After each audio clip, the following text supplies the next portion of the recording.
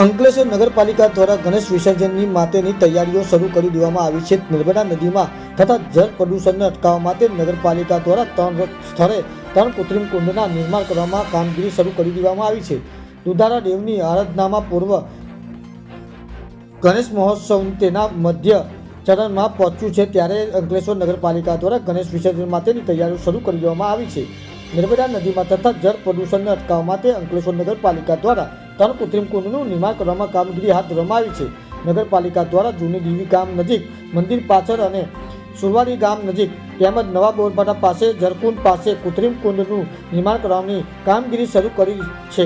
શ્રીજીના ભક્તો વિઘ્નહર્તા શ્રી ગણેશજીની પ્રતિમાઓને વિસર્જન કરી શકશે। વિસર્જનની પ્રક્રિયા સમયે નગરપાલિકાની ફાયર વિભાગ અને સેનિટેશનની ટીમ તૈનાત રહેશે।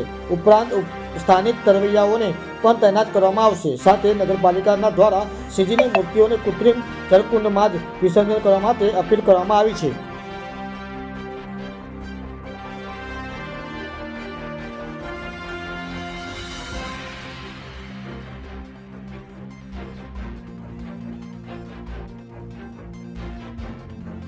અંકલેશ્વર નગરપાલિકા દ્વારા આગામી ગણેશ વિસર્જન માટે 3 જગ્યાઓ નક્કી કરવામાં આવેલી છે। સુરવાડી, જળકુંડ, જૂની દેવી। સુરવાડી ખાતે આપણે 10 ફૂટ સુધીના મૂર્તિનું આપણે વિસર્જન કરી શકશું। જળકુંડ અને જૂની દેવી બળિયા બાપજીના મંદિર પાસે 5 ફૂટ સુધીની મૂર્તિનું વિસર્જન કરી શકશું।